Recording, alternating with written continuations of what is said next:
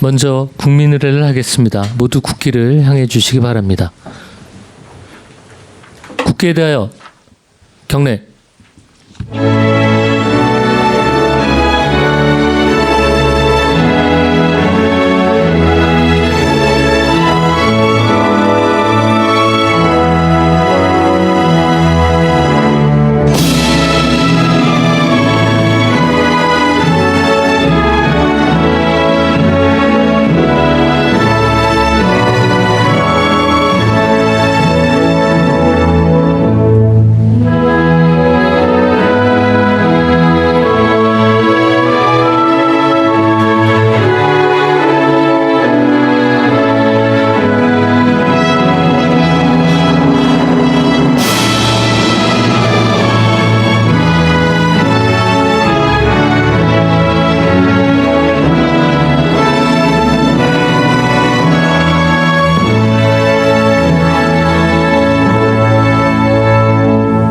바로 모두 자리에 앉아 주시기 바랍니다. 제41회 국무회의입니다. 대통령님께서 개회선언과 함께 모두 말씀을 하시겠습니다. 네, 제41차 국무회의를 시작하겠습니다. 네, 미국 이민당국에 의해서 구금됐던 우리 국민들께서 조만간 귀국할 예정입니다. 갑작스러운 일에 많이 놀라셨을 텐데 깊은 위로 말씀을 드립니다. 국민 안전의 최종 책임자인 대통령으로서 큰 책임감을 느낍니다. 관계부처는 모든 분들이 안전하게 돌아오실 때까지 상황을 계속해서 세심하게 관리해 주시기 바랍니다. 한미 양국의 동반 발전을 위한 우리 국민과 기업의 활동에 부당한 침해가 가해지는 일이 다시는 재발하지 않기를 바랍니다. 우리 정부는 유사한 사례가 반복되지 않도록 미국과의 긴밀한 협의를 통해 합리적 제도 개선을 신속하게 추진해 나가겠습니다. 실질적 성과가 나올 수 있도록 상호 신뢰와 동맹 정신에 따라 교섭 노력을 적극적으로 기울여 주시기 바랍니다. 우리 경제의 필수 과제라고 할 수 있는 민생 안정을 위해서는 구조적인 장바구니 물가 불안이 반드시 해소돼야 합니다. 실제 복잡한 유통 구조 등 여러 요인 때문에 우리의 식료품 물가는 OECD 평균보다 무려 50% 가까이 높다고 합니다. 같은 고물가라도 그 충격은 취약계층에게 더 클 수밖에 없고 이는 양극화와 불평등을 심화시키게 됩니다. 경제 전체의 활력도 당연히 저하됩니다. 이런 상황을 방치하면 어떤 민생 안정 대책을 내놓는다 해도 그 효과가 제한적일 수밖에 없습니다. 과감한 물가 대책이 필요한 이유입니다. 일전에도 당부드렸지만 소비자와 생산자가 모두 체감할 수 있도록 불합리한 유통구조 개혁에 보다 속도를 내주시기 바랍니다. 그리고 민생경제 회복에 더욱 탄력이 붙을 수 있도록 소상공인 체감경기 제고 그리고 지역경제 활성화 대책도 함께 수립해 주시기 바랍니다. 우리 대한민국을 인공지능 세계 3강으로 이끌 컨트롤 타워 역할을 할 수 있는 국가인공지능전략위원회가 어제 출범했습니다. 미래경제산업의 핵심 전장이라 할 인공지능 분야에서 우리가 앞서려면 국민, 기업, 정부가 함께 국가적 역량을 총결집해야 합니다. 장롱 속의 금반지를 모아서 IMF 국난을 이겨내고 IT 강국의 초석을 닦았던 것처럼 인공지능 3대 세계 3강으로 향하는 길도 우리 국민들이 함께 해야 비로소 이룰 수 있습니다. 이를 위한 마중물인 국민성장펀드의 차질 없는 출범에 만전을 기해 주시기 바랍니다. 지속 가능한 성장은 국민이 주도하고 국민 경제 전체가 그 과실을 나눌 때야 비로소 가능하다는 점을 다시 한번 강조드립니다. 오늘은 좀 이 얘기도 하나 해야 될 것 같아요. 경제 전체 파이를 키우려면 공정한 경쟁이 전제되어야 됩니다. 공정한 경쟁은 기업 분야뿐만 아니라 노동 분야도 마찬가지입니다. 특히 취업 시장은 어느 분야보다 투명하고 공정한 경쟁이 필수입니다. 극히 일부 사례라고 믿겠지만 최근에 노동조합원 자녀에게 우선 채용권을 부여하자라고 하다가 말았다는 그런 논란을 제가 보도에서 본 일이 있습니다. 이래서는 안 되겠죠. 불공정의 대명사 아닙니까? 현장의 어려움은 이해하지만 힘이 있다고 현직 노조원 자녀를 특채해라라고 해서 그걸 규정으로 만들고 이러면 다른 사람들이 억울한 일을 당할 수 있지 않습니까? 기업과 노조와 기업 양측 모두 국민 경제의 중요한 한 축입니다. 임금 체불, 소홀한 안전관리 이런 걸 없애야 되는 것처럼 이런 사회 갈등을 유발하는 노동자 측의 과도한 주장도 자제되어야 됩니다. 상호 존중을 바탕으로 피차 책임 있는 행동을 취해 줄 것을 다시 한번 요청드립니다. 이상입니다. 네, 이후에는 국무총리께서 진행해 주시겠습니다. 네, 오늘도 부처별로 발제하시면서 현안 토의를 하겠습니다. 기재부부터 민생 경제 회복 및 안정 방안에 대해서 발제해 주시기 바랍니다. 예, 기재부 장관입니다. 추석을 계기로 민생 안정을 위한 정책을 통해서 민생 활력 제고에 총력을 다 기울이겠다는 말씀을 드리겠습니다. 최근 민생 여건은 저희 새 정부 출범 이후에 7월달 소매 판매가 2년 5개월 만에 최대폭으로 증가하고 있고 8월달 소비 심리도 7년 7개월 만에 111.4로서 이게 100이 넘으면은 아주 좋은 겁니다.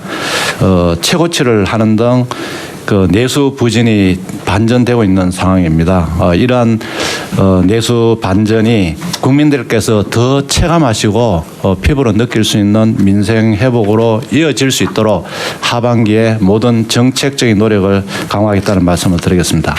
다만 좀 전에 대통령께서 말씀하신 것처럼 전반적인 소비자 물가는 2% 내외로 관리되고 있습니다만 특히 농축수산물 가공식품, 외식 같은 경우는 사실 높은 게 사실입니다. 그래서 저희들은 이 세 가지 분야에 정책적인 노력을 집중해서 물가를 안정시키겠다는 말씀을 드리겠습니다.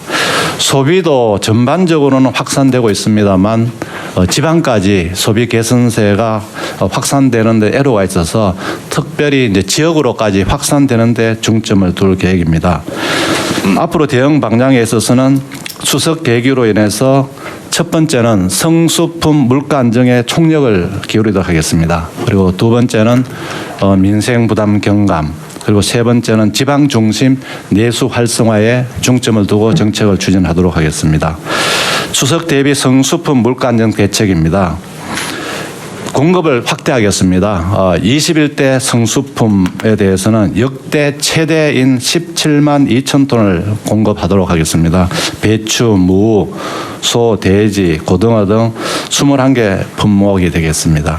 그리고 할인 지원도 확대하겠습니다. 정부가 할인 지원을 재정에서 지원해서 전통시장에서 성수품을 매입하는 경우 최대 50% 할인까지 될 수 있도록 지원하겠습니다. 그리고 추석에는 성수품 선물 세트를 많이 구입하십니다. 그래서 이 부분도 최대 50%까지 할인되도록 정책적인 재정 지원을 하도록 하겠습니다.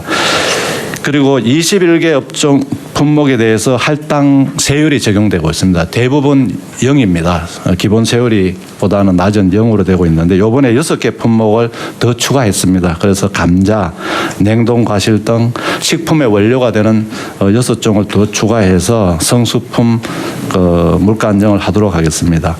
성수품 가격 수급 동향에 대해서는 관계부 합동으로 또 점검도 해서 바가지 요금이라든지 유통 과정의 불합리한 점 또 불공정 행위가 없는제도록 관리할 계획입니다. 곧 이어서 농림부 장관님께서 발표하겠습니다만 유통구조 효율화를 통해서 구조적인 물가 안정도 노력하겠습니다. 이쪽입니다.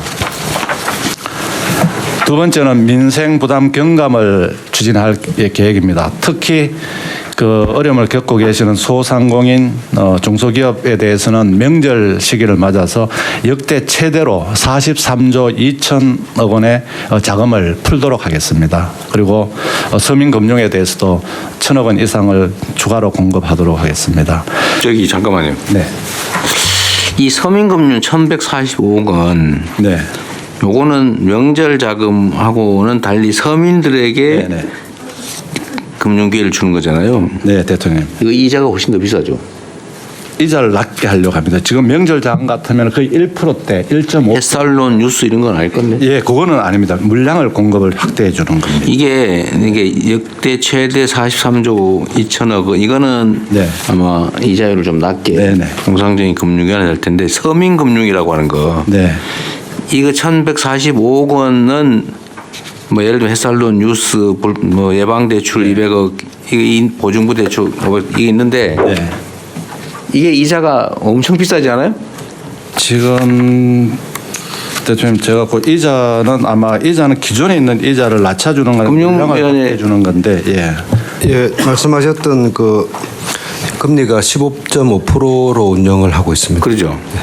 다만 대통령님 그 햇살론 뉴스 청년한테 가는 거는 저희가 4%로 운영하고 있습니다. 저건 4%고 불법 사금융 예방대출 200억 원은 대충 이자율이 얼마? 15.9%입니다.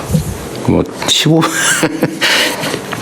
어려운 사람 대출해 주는 게 더 비싸니까 이게 물론 경제 논리에 의하면 맞는데 최저 신용자 보증부 대출 이거 이자 얼마예요? 15.9%입니다. 이거는 너무 잔인하지 않아요? 예, 금리는 7, 8%인데요. 보정료를 이제 7, 8%를 받아가 하는데 이 대손율이 한 20%, 30% 되기 때문에 부득이한데 저희가 그런 지적을 계속 받았기 때문에 금리를 좀 낮출 수 있는 그런 노력을. 아니, 그러니까 이거를 약간 옆으로 새는 것 같긴 한데 금융이라고 하는 게 기본적으로 이제 고신용자는 저 이자로 고액을 장기로 빌려주잖아요. 그리고 저신용자는 고리로 소액을 단기로 빌려주잖아요. 고금리. 주구증이죠 이게. 예. 가장 잔인한 영역이 금융 영역 같긴 한데 뭐 자본주의의 핵심 중에 핵심이니까 그럴 수 있긴 하지만 이걸 어떻게 서민금융이라고 이름을 붙이냐.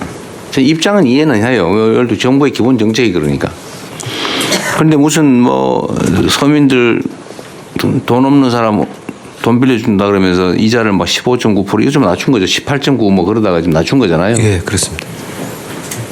경제 성장률 2%도 안 되는 1%대 시대에 성장률의 10배가 넘는 이자 15% 넘게 주고 이 서민들이 살 수 있어요.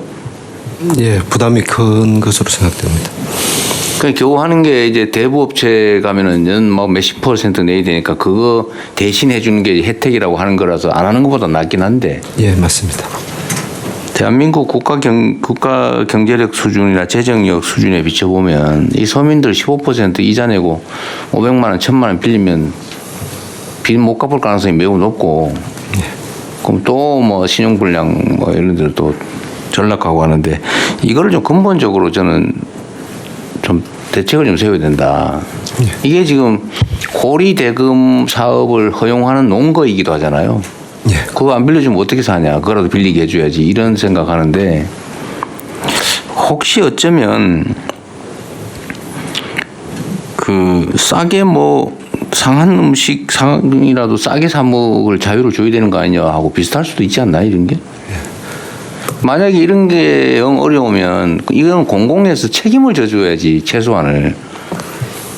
금융기관들이 연간 예대 마진 수익을 뭐 3, 40조 원씩 수익 내면서 요 이자 이거 몇백억에 10몇 프로 받아가지고 얼마나 큰 도움 된다고. 그래서 공공기여를 정부도 마찬가지고 금융기관도 마찬가지고 15.9% 고리로 돈 빌려주면서 이게 마치 무슨 큰 대책이 있냐 하는 거는 저는 좀 이해가 좀 잘 안 돼요. 물론 일단 정책이 어려우면 이해하긴 하거든요. 그럼 어떻게 다 감당하냐 그럴 수는 있긴 한데. 전 근본적인 고민을 다시 한번 해주면 좋겠어요. 예, 네. 간단히 대안을 조금만 말씀드릴게요. 네. 예, 저희가 이제 이 서민금융 상품을 1년에 한 11조 정도 공급하고 있습니다. 그래서 계속 금리 수준이 이제 높은데 한편에서는 이제 불법 사금융 가는 것보다는 낫다는 건데 어려운 분들의 금리 부담이 높은 건 확실합니다. 그래서 이제 이 돈의 재원이 주로 이제 재정이나 그 우리 복권기금에서 일부 나오고 있고 금융권에서 일단 출연하고 있는 그런 규모입니다. 그래서 이 굉장히 그 재정 상황이 이제 불안정하기 때문에 저희 금융위 생각은 또 그 국정과제 공약에 나왔던 내용도 뭔가 서민금융을 위한 좀 특별한 기금을 하나 만들어서 재정과 민간금융권의 출연을 좀 안정적으로 하면서 규모와 금리 수준을 관리하는 그런 방안을 저희가 모색 중에 있습니다. 기회가 되면 저희가 보고를 한번. 그러니까 저는 그 생각이 들던데 예를 들면 고신용자들 돈 필요 없는 사람들한테 돈 빌려주려고 1.9% 뭐 2.몇% 아주 낮게 빌려주잖아요. 그것도 못 빌려줘가지고 왜냐면 신용도가 높으니까. 그래서 별로 필요도 없는 사람들한테 빚 아주 싸게 빌려주니까 그거 가지고 부동산 투기하고 이러는데 우리가 하나의 공동체 구성원들이잖아요. 잘 사는 사람은 다 잘 살고 잘 대접받고 못 사는 사람은 네가 능력 없으니까 어쩔 수 없다 운명이다. 넌 이자 더 많이 내라 이럴 게 아니고 최소한 일부나마 그 공동의 부담을 할 수는 있잖아요. 예를 들면 초우대 고객한테 정말 초저금리로 돈을 많이 빌려주는 데다가 한 0.1% 정도만이라도 부담을 조금 더 시킨 다음에 왜냐하면 그건 비용이니까요. 그중에 그런 것들 중에 일부를 가지고 예를 들면 이런 금융기관에 접근하기 어려운 사람들에 대한 이자 정말 뭐 500만 원 빌려야 되는 이런 사람들한테 15.9%가 아니라 좀 싸게 빌려주고 그러면 안 됩니까? 그게 자본주의 시장 경제 원리에 어긋나는 건가요? 제가 하는 말이? 예, 잘 몰라서 그럽니다. 사회 공동체의 어떤 그 원활한 작동 이런 측면에서는 저희 상생금융이라는 이름으로 한번 추진해 볼 텐데 기본적인 방식은 그 개별 거기보다는 금융회사의 이익이 좀 많고 있으니까 그 부분의 일정 부분을 저희가 출연료로 일단 좀 출연을 시키면 사실상 그 출연료가 그 저리로 대출 받는 사람들한테 부담을 주니까 그 출연료를 해서 저는 공동기금을 마련하면 되지 않을까 그렇게 생각합니다. 그러니까 이게 이제 또 그러면 금융기관의 수익을 왜 다른 서민들 금융에 써야 되냐라는 반론이 있을 수 있지만 또 한편으로 보면 금융 시스템이라고 하는 게 무슨 개인 기업이 기술 개발하고 시장 개척해가지고 경영 혁신해가지고 돈 버는 게 아니고 그냥 대한민국이라고 하는 거대 공동체의 화폐 발행 권한을 활용해서 돈벌이를 하는 거잖아요. 예. 근데 그거를 은행이 하고 있으니까 은행이 100% 독점해가지고 은행의 주인이 다 나눠 가져야 된다라고 하는 게 저는 도구마라고 생각해요. 예. 그건 금융이기 때문에. 예. 그래서 좀 생각을 좀 더 근본적으로 좀 해봤으면 좋겠다. 이거 제가 오늘 이 얘기한 것 때문에 또 뭐 갑론을박하고 사회주의자 얘기할지는 모르겠는데 저는 금융은 좀 색다르다고 생각해요. 예.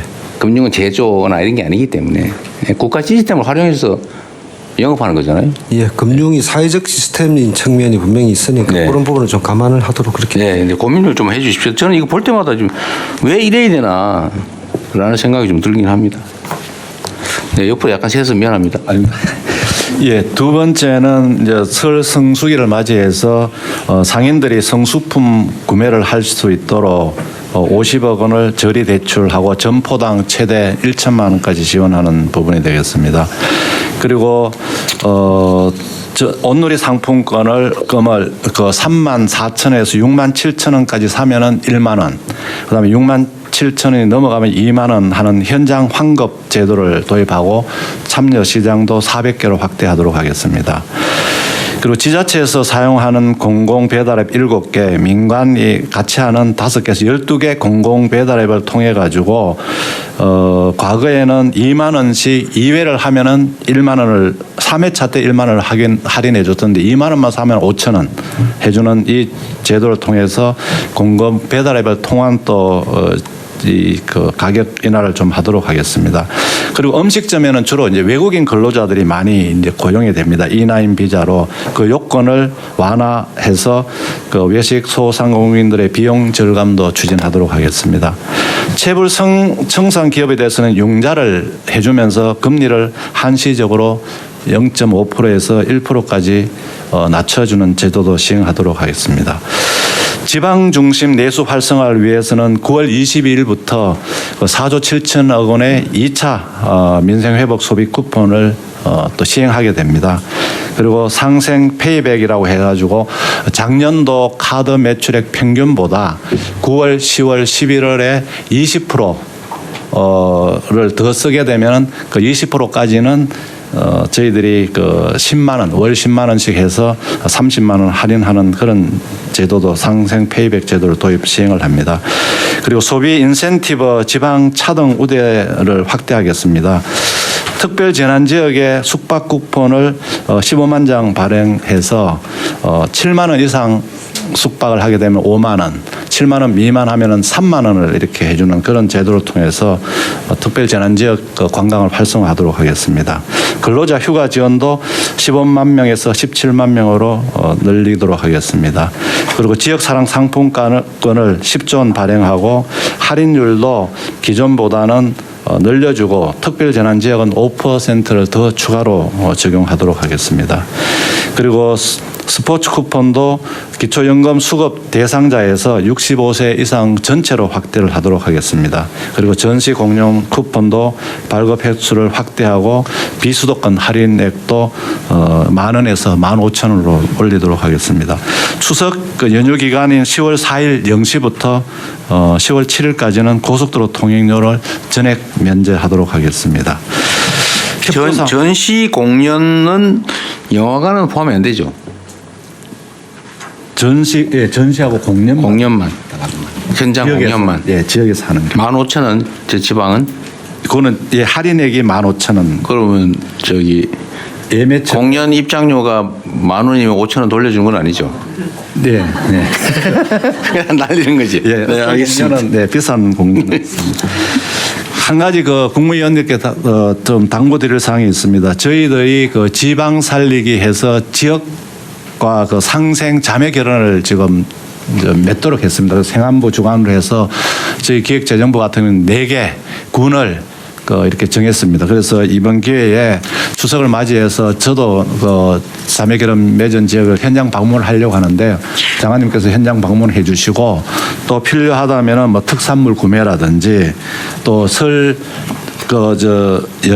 추석 연휴 해서 직원들이 가서 좀 방문도 하고 또 가을에 필요하다면 체육대회도 좀 그 지역으로 가서 국별로 좀 이렇게 하는 그런 노력을 통해서 지역 살리기에 좀 동참해 주실 걸 당부를 드리고 그다음에 대통령께서 지시하셔가지고 대규모 할인 행사를 기획하고 있습니다. 그 기간이 10월 29일에서 11월 9일까지 12일간 지금 추진하려고 합니다. 그래서 에이펙 정상회의 시기도 맞물리고 해서 이 기간 동안에서는 부처별로 그동안 분산 추진해오던 각종 행사, 뭐 동행 축제라든지 코세페라든지 이런 걸 이 기간 동안에 가능하면 좀 집중을 해 주셔가지고 좀 성과가 날 수 있게 해주시고 공장 뭐 할인 대방출이라든지 또 각종 가격 할인 제도 이런 것도 좀 집중해 주셔가지고 하반기 소비가 좀 진작될 수 있게 좀 당부를 드리겠습니다. 네, 이상 보고를 마치겠습니다.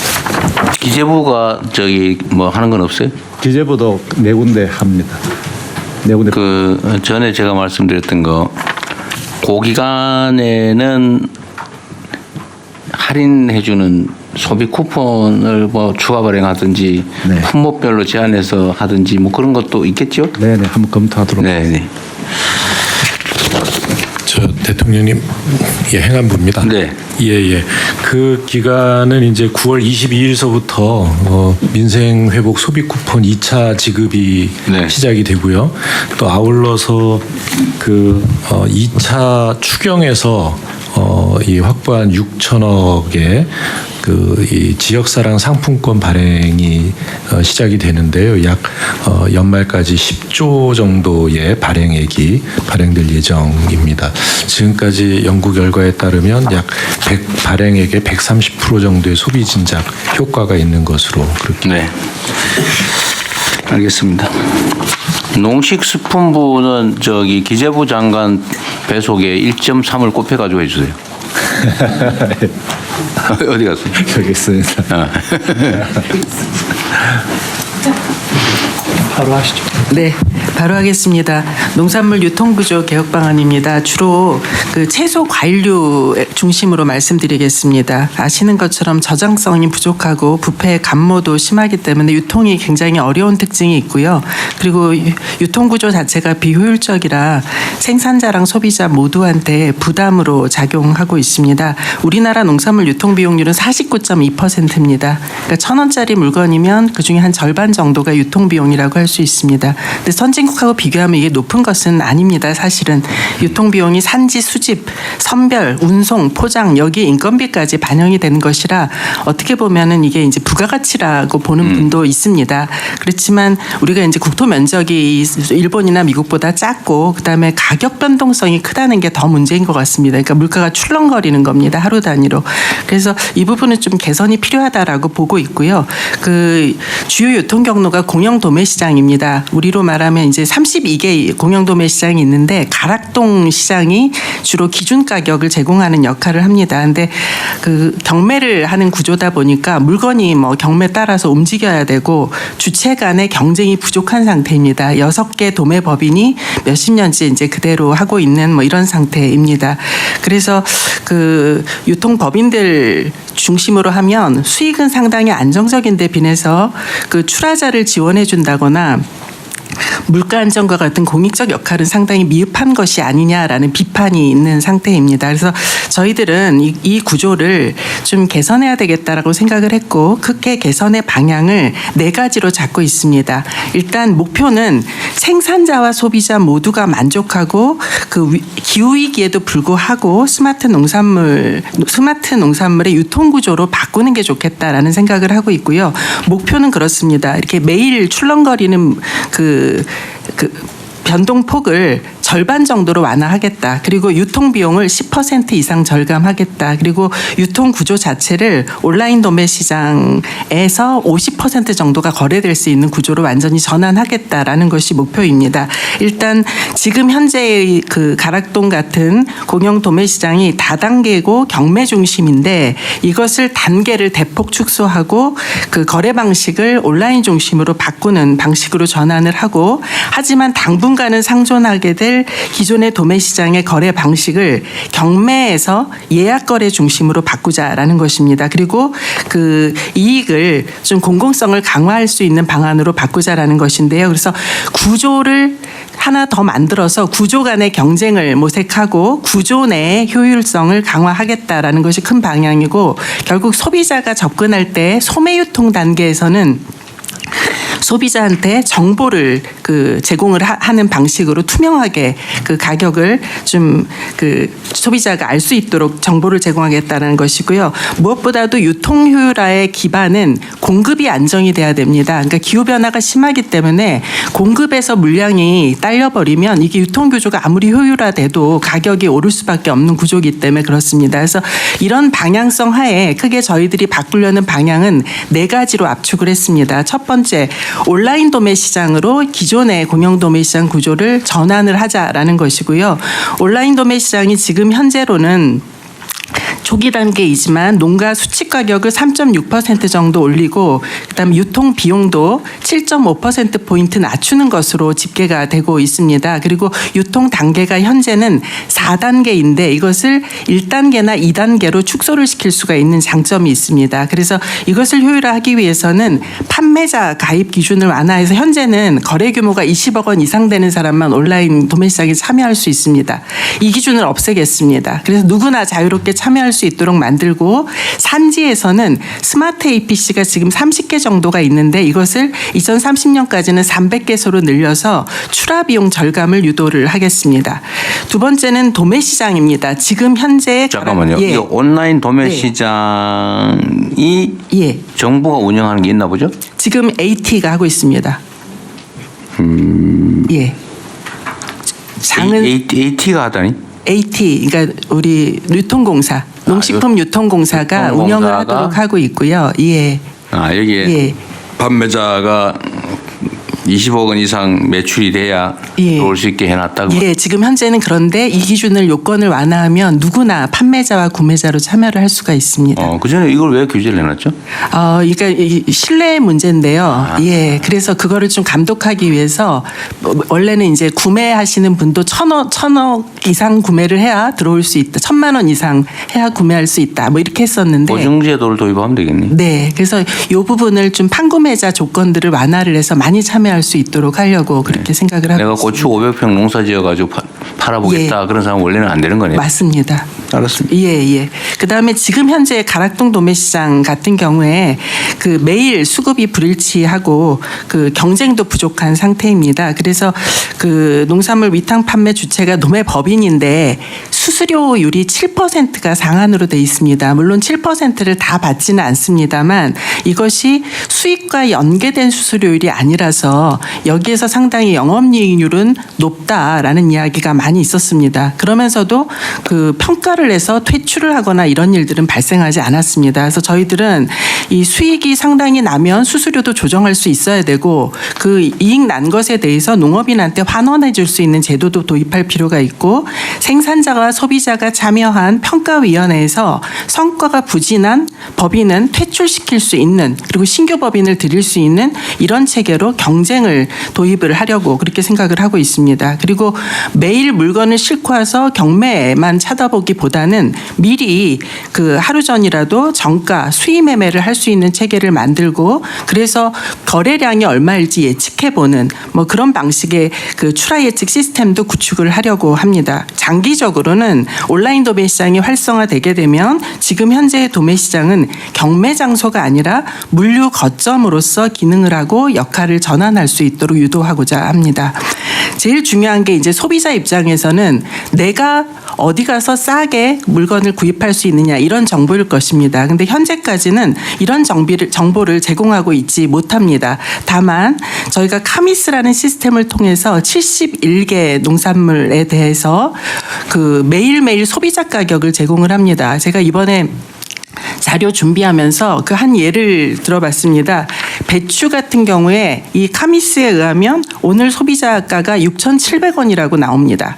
그런데 제일 높은 점포에서는 11,100원에 거래가 되고 있고 제일 싼 업체에서는 3,980원에 거래가 됩니다. 그러니까 평균가만 제시되니까 소비자 입장에서는 우리 동네는 10,000원인데 우리 동네는 3,000원인데 이제 이렇게 정보가 맞지 않는 겁니다. 그래서 저희들 생각에 이거를 아예 대국민 앱을 개발하려고 합니다. 그러니까 주요 농산물에 대해서는 우리 동네 어디 가면 얼마다 그래서 투명하게 가격 정보를 제공을 하면 소매 유통 단계까지도 가격을 지나치게 높게 받거나 하는 일들을 좀 막아볼 수 있을 것이라고 생각을 합니다. 그리고 로컬푸드라든가 온라인 직거래 시스템도 보다 확장해서 다양한 유통 경로를 소비자한테 전달될 수 있도록 바꿔나가겠습니다.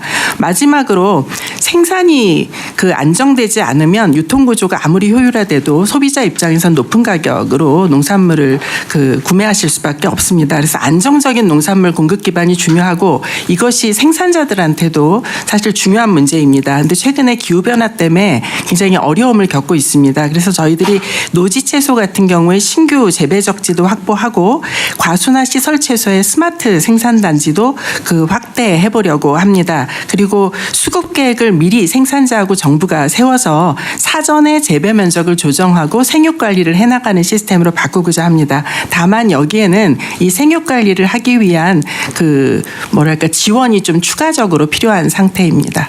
이상으로 간략히 보고 드렸습니다. 저 하정우 수석 어디 계세요? 네, AI 수석입니다. 이거 지금 예를 들면 내가 오늘 어떤 그 살림 사는 사람이 내일 저 손님 몇 명 와가지고 비빔밥 해야 되는데 재료가 뭐가 필요하고 어디서 사면 가장 싸게 사고 어디다 주문하면 되고 뭐 이런 거를 이런 게 인공지능화하기 딱 좋은데 이런 걸 예를 들면 아까 앱을 만들겠다고 하잖아요. 네네. 앱도 어쨌든 이제 앞으로 인공지능 기능이 들어가면 더 유용해질 텐데. 네. 이거 국민들이 예를 들면 내가 앱 들고 다니다 전화기 들고 다니다가 띡 눌러서 저기 가장 싼데 어디 찾아가지고 저 시금치하고 몇 인분 김밥 쌀 거 저 주문해 주세요. 이렇게 하면 지가 막 찾아가지고 할까요? 물어보면 이렇게 눌러서 할 수 있는 게 언제쯤 될 것 같아요? 기술적으로 보면은 개별 모듈들은 다 있습니다. 아마 이미 커머스 앱들이 있고 그다음에 관련된 그 농식품부에서 데이터 같은 것들을 공개를 해주면 시간적으로 봤을 때 뭐 100%짜리는 다 아니더라도 몇몇 영역을 좁혀 놓는다면은 내년 내후년 정도의 시범 서비스는 좀 가능해 보이는데요. 세상 모든 거는 어려워 보이고요. 예. 마스크 공급 시스템 만들려고 데이터 개방했더니 거기 5일 만에 다 만들었다는 거 아니에요? 네네. 그 부분은 로직이 명확하게 딱 정해져 있는 거고 이거 같은 경우는 가격 비교를 해야 되고 해당하는 위치에 해당하는 상품이 있는지 없는지 고객 가격한지 아닌지 거기에 어떤 요리에 어떤 재료가 들어가는지 뭐 이런 것들을 좀 복합적으로 봐야 되는 것들이 있다 보니까 이런 것들을 취합하는 데에서의 뭐 풀어야 될 것들이 좀 있어 보이는 거고 기술적으로는 그렇게 오래 걸린 문제는 아니라고. 그러면 인공지능이 이렇게 물어봅니까? 경상도식으로 할까요? 제주도식으로 할까요? 이렇게 물어볼 수도 있어요? 요리를 말씀하시는 걸까요? 네. 그것도 가능합니다. 종류가 여러 가지잖아요. 이게 왜냐하면 김치 김밥 불고기 김밥 뭐 이런 게 있잖아요. 예, 그런 가능하죠. 예, 실제로 생성형 AI 서비스들을 써 보면 레시피 가르쳐 달라면 제법 잘 가르쳐 주기도 하고요. 거기에 있는 정보들을 개별 재료로 연동하는 이런 부분들 추가 작업이 좀 필요할 것 같긴 한데 어떤 프로토타입 정도의 서비스는 꽤 빠르게 진행할 수 있을 것 같고 전략이 통해서 한번 논의해 보겠습니다. 추가로 좀 설명을 드리면요. 네, 중기부 한성수입니다. 궁금해하시는 것이 가격을 비교하는. 뭐 가격 비교도 해야 되고 품질 비교도 해야 되고. 그렇다고 음식 하면 종류도 해야 되고. 지금 이제 농산부 장관님 얘기하신 그 부분에 있어서의 산지의 가격들이 데이터로 올라오기만 하면 지금도 제공은 합니다. 그리고 온라인 쇼핑몰들이나 각종 사이트들에서 다 올려놓은 가격 정보들을 비교해주는 것들은 지금도 다 되고는 있고 그걸 담아서 레시피 DB까지 해서 서비스하는 것도 지금 인터넷 서비스 있는 걸 다 긁어 모으면 어느 정도 약간 품질은 낮겠지만 가능은. 네, 그거는 이미 데이터화돼 있기 때문에 그거는 그 기획만 좀 잘해서 어떻게 하겠다고 하면 그 부분은 할 수 있을 겁니다. 그러니까 그거를 정부에서 그 일종의 뭐 기초 데이터를 다 열어주고. 네. 우리가 그걸 만들면 사고가 나니까. 네, 민간에 공모를 해가지고. 예. 되면 정부가 투자하고 민간도 일부 투자하고 해서 플랫폼 하나 만들어서 농산물 거래 시스템을 새로 만들 수도 있는 거 아니에요? 네, 충분히 가능해 보이고요. 한승수 장관님 말씀하셨던 것처럼 개별 데이터들의 데이터를 접근할 수 있는 API나 뭐 MCP 이런 것들 연결하고 약간 에이전트에 가까운 것들은 민간에서 빠르게 구축 가능하니까 충분히 한번 시도해 볼 수 있을 것 같습니다. 어쨌든 2년 후 이러지 마시고요. 2년 후 이런 소리 하지 말고 가능하면. 네. 대통령 단계별로. 대통령 적재시합니다. 네. 그런데 농산물 쪽이 사실 공산품하고 너무 달라서 어떤 뭐 사과만 해도 선도, 지역 여기에 따라서 달라서 그렇죠. 제품 가격을 표준화하고 이러기에는 매우 어려운 가장 난이도가 높은 분야입니다. 그래서 B2B로 할 때 도매로 하는 거는 어느 정도 되는데 이게 소매당 단위로 하면은 이거는 수만 그런 가구가 필요해서 그 케이스가 그래서 이거는 다른 제품하고 소매 단위로 가격을 확인하고 이런 것조차도 그렇게 가벼운 문제는 아닙니다. 데이터베이스 자체가. 그렇죠. 아니 근데 아주 합리적 의사결정을 하는 거는 그건 인공지능이 아니고 그냥 판단도 스스로 알아서 하되 부족함이 있을 수도 있죠. 네, 말씀드리는 거는 데이터를 이제 확보가 돼 있으면 그걸 가지고 쉽게 하고 이런 거 좋은데 데이터 자체가 그 데이터가 지금 양질의 부족한 데이터 게 자체가 문제죠. 농수산물은 그렇게 다른 분야보다 훨씬 시간이 걸린다는 뜻입니다. 그래서 대통령님 저희가 지금 앱을 개발하는 건 내년까지는 앱을 개발하겠다라고 하고 있고요. 지금도 도매 가격들은 매일매일 갱신이 됩니다. 그리고 소비자 가격도 아까 말씀드린 대로 매장 수가 많지는 않지만 매일매일 갱신이 되고 있습니다. 평균 가격 위주로요. 예. 근데 앱을 개발하는 건 좋은데 네. 아마 각 부처 단위로 국민들이 필요한 앱을 만들면 앱을 고르는 앱이 필요할 거죠. 아마. 예. 네, 그거를 통합 시스템을 만들어야 된다 그 말이에요. 네, 실제 농식품부 쪽도 마찬가지고 AI 전략위원회 어차피 당당 본가가 네. 있으니까 민간 중심으로 그리고, 진행하겠습니다. 네, 하나는 농산물 도매 시장에 예. 도매인 자격 있잖아요. 예.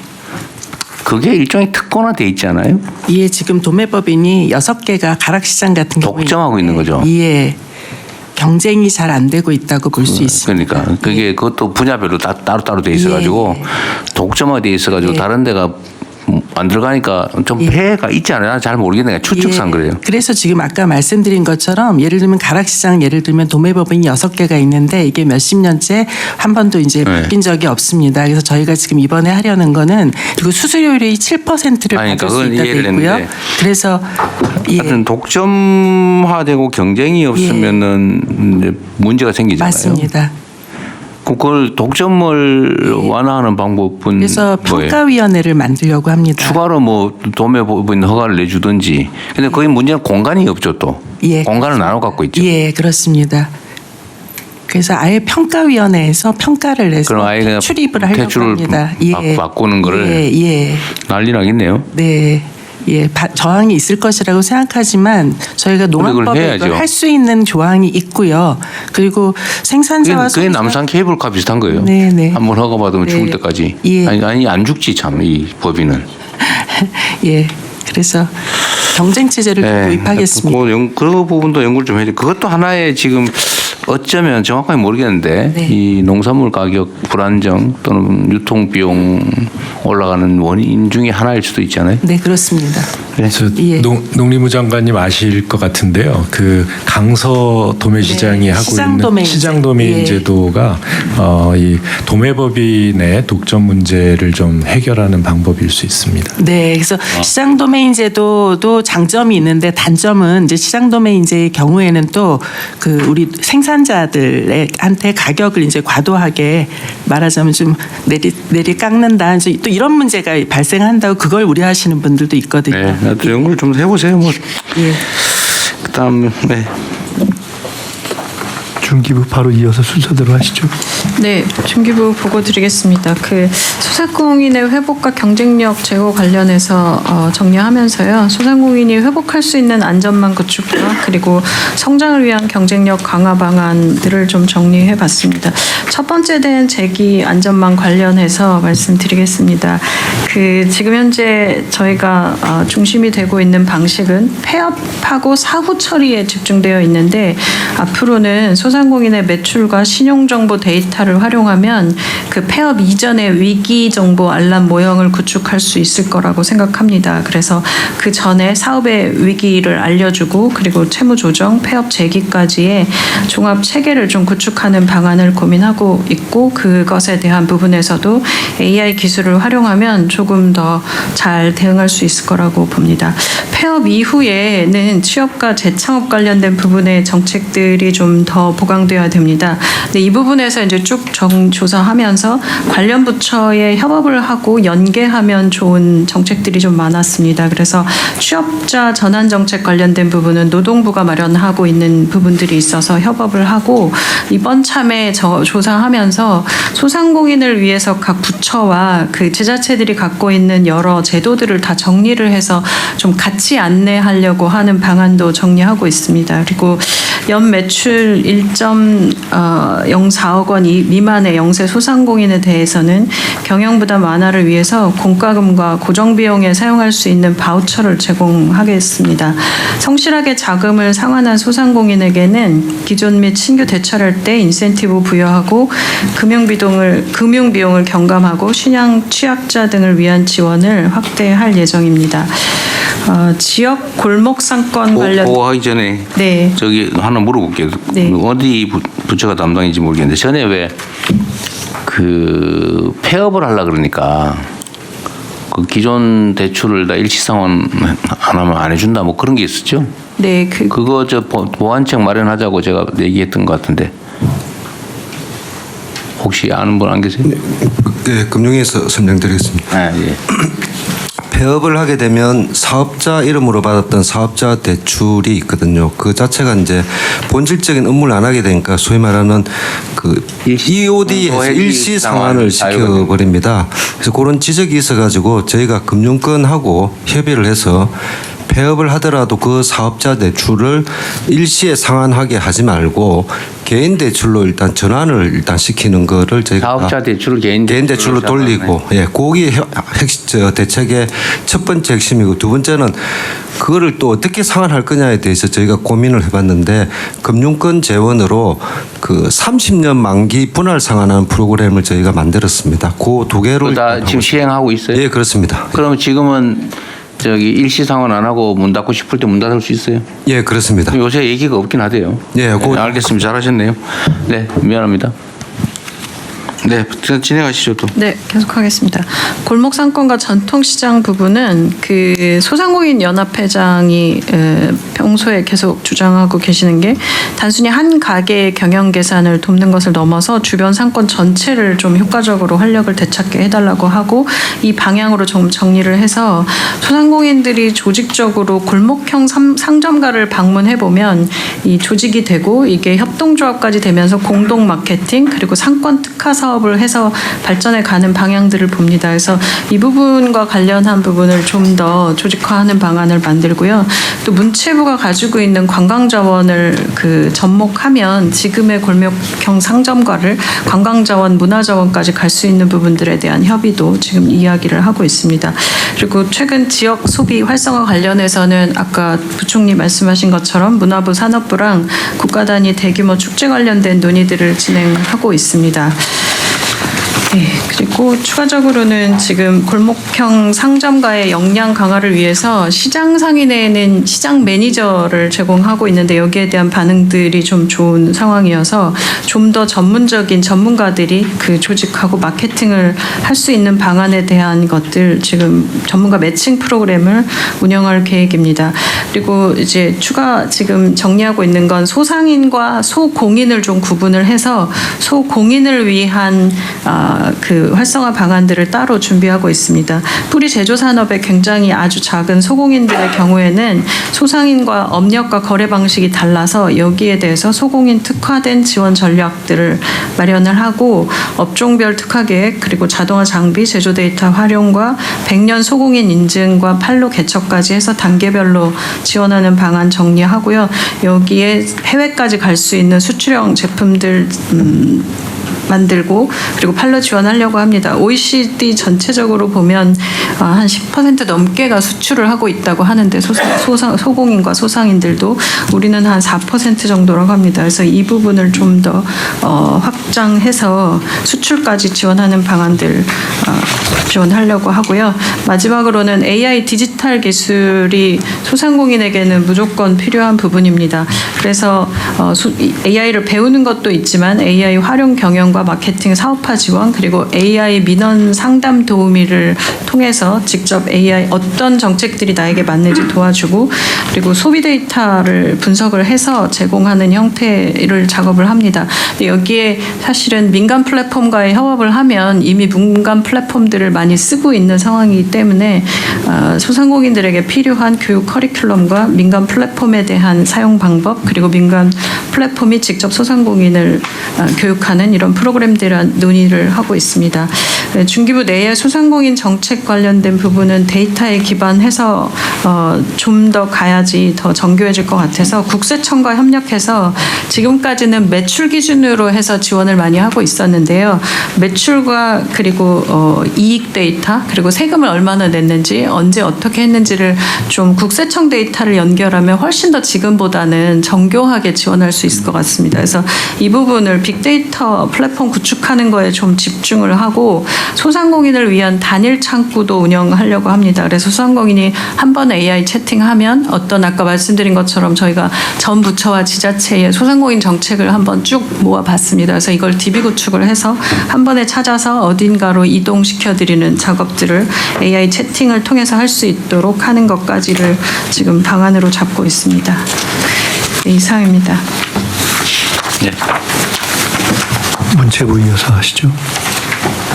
다른 부처들도 저만 계속 뭐 얘기하는 것도 미안한데 다른 부처들도 의견 있으면 얘기하십시오. 네, 대표님 제가 하나 이 소상공인은 제가 보니까요 개별 이 소상공인들은 인력도 없고 여유가 없어요. AI 그래봤자 무슨 얘기인지 알아듣지도 못하고 그 교육시킨다가 안 되거든요. 그래서 업종별로 묶어가지고 예를 들어서 하나에 우리가 어떤 공통적으로 AI 아는 사람을 그 업종별로 파견시켜주면은 그래서 이 하는 분도 장사하세요. 내가 이거 다 해드릴게요. 이렇게 뭐 앱을 하나 개발하면 공통 앱을 하나 마련해 줘야 되지. 개별로 한번 가보세요. 가보면은요, 우리 무슨 얘기인지 모르겠고, 지금 내 먹고 살기 힘든데 무슨 미래에 무슨 AI냐, 뭐 정책도 뭘 모르겠고, 주려면 네가 가르쳐 달라 이런 식의 얘기거든요. 그래서 좀 이 군을 좀 모아가지고 거기다가 뭔가 AI를 얹어가 공통으로 개발해가 이거 쓰십시오. 이렇게 하지 않으면 진짜 안 됩니다. 현장 안 가보십시오. 이게. 지금 그래서 이제 구분하고 있는 것이 소공인과 소상인은 일단 구분해야 한다. 너무 소상공인이라고 묶으니까 너무 규모가 크다. 근데 소공인은 한 60만 정도 되고 이 소공인을 대상으로 한 정책을 따로 잡고 그리고 아까 말씀드렸던 전문가 매칭 프로그램이라고 하는 것이 시장 매니저 한 분이 시장 한 곳에 가서 교육하고 행정 정리해주고 하는 것만으로도 도움이 많이 돼서 시장 상인회에서는 이 아까 말씀하신 AI 매니저 같은 것들 디지털 매니저를 좀 파견해 주라는 얘기도 하고 계신데 일단 예산 확보가 좀 필요한 부분이라고 보이고요. 그리고 지금 이제 업종별 말씀하신 건데 지금 플랫폼사들과 그래서 좀 더 협업하겠다고 말씀을 드렸던 게 카카오의 단골 프로그램이라든지 채널이라든지 제가 골목형 상점가 가서 디지털 설명을 쭉 드렸더니 다 못 알아들으시는데 근데 이제 그 또 마케팅 회사들의 비용은 많이 내고 있고 그래서 그러지 말고 그냥 카카오의 단골 채널 상점가 전체가 가게별로 운영도 하지 말고 이 골목 상점가 전체가 채널 하나만 공동으로 운영해 보고 나면 그 다음에 노하우가 쌓이고 그 뒤에 좋아질 거라 해서 그 프로그램으로 좀 단계별로 아주 쉬운 것부터 어려운 단계까지 좀 나가는 프로그램을 지금 이제 포털사들과 하려고 합니다. 네. 네, 인바운드 외국인 관광객 유치를 통한 지역관광 활성화 방안을 보고드리겠습니다. 먼저 추진 배경입니다. K컬처 붐으로 우리나라가 전 세계인들의 관심과 주목을 받고 있고 또 이달 말부터는 중국 관광 여행객에 대한 무비자 제도가 한시적으로 시행되면서 외국인 관광객이 올해는 역대 최대치인 2천만 명을 바라보고 있습니다. 외국인 관광객 한 분이 약 200만 원을 지출한다고 할 때 올해 약 38조 원이 넘는 새로운 소비가 생겨나는 것으로 관광은 이처럼 우리 경제 또 하나의 성장 돌파구가 되고 있습니다. 하지만 문제점도 산적해 있습니다. 외국인 관광객 수는 일본의 고작 절반 수준에 머물고 있고 거의 대부분이 수도권만 다녀가는 지역 편중 현상도 여전합니다. 다양성이 부족한 관광 콘텐츠와 교통 결제 등 여전히 불편한 관광 인프라 역시 지역 관광으로 확장하는 데 걸림돌이 되고 있습니다. 일본만 봐도 도쿄뿐 아니라 오사카, 삿포로, 후쿠오카 같이 관광권이 전국에 퍼져 있고 또 베트남도 호치민, 하노이, 다낭 등 여러 지역들이 우리 머릿속에 떠오르는데 한국은 그냥 서울 한 곳만 외국인들에게 각인되어 있을 뿐입니다. 이런 상황이다 보니 외국인 관광객의 66%가 수도권에만 머물다 가시는데 만약 이들 수도권 체류객의 15%가 지역으로 발길을 돌리게 만들어도 약 6조 원이 추가로 지역에 뿌려지는 효과가 나타날 수 있습니다. 따라서 관광에도 이제는 과감한 선택과 집중 전략이 필요합니다. 세계인들이 한국을 서울 외에 더 많은 지역을 찾도록 해서 외국인 관광객 3천만을 넘어서는 관광 대국의 시대를 준비하고자 합니다. 이를 위해서 다음 5가지 전략을 추진하겠습니다. 추진 계획입니다. 먼저 수도권을 벗어난 제2, 제3의 인바운드 외국인 관광권을 조성하겠습니다. 외국인 관광객이 접근하기 쉽고 주변에 충분한 관광 자원을 갖춘 지역 관광권 소수 몇 군데를 올해 안에 선정해서 범정부 차원에서 지자체와 함께 집중적으로 지원할 수 있도록 하겠습니다. 둘째, 매력 있는 관광 상품을 대대적으로 개발하겠습니다. 각 권역이 보유하고 있는 관광 자원과 콘텐츠를 새롭게 단장하고 여기에 더해서 최근 불고 있는 K컬처의 영향력을 최대한 활용하겠습니다. 캐대언 때문에 남산과 북촌 한옥마을에 관광객들이 급증하고 있습니다. K컬처 영상물 안에 더 많은 관광 코스들이 담길 수 있도록 하겠습니다. 지역의 공연장을 확충해서 다양한 K-팝 콘서트를 수시로 유치하겠습니다. 다음 페이지입니다. 중국, 일본, 대만, 동남아 등 근거리 거주 외국인들이 지역 공항으로 곧바로 들어오실 수 있도록 유도하겠습니다. 이분들의 관심을 끌만한 맞춤형 지역 관광 상품을 개발하고 이분들을 모셔오는 항공사와 여행사에 인센티브를 지급하는 방안을 검토하겠습니다.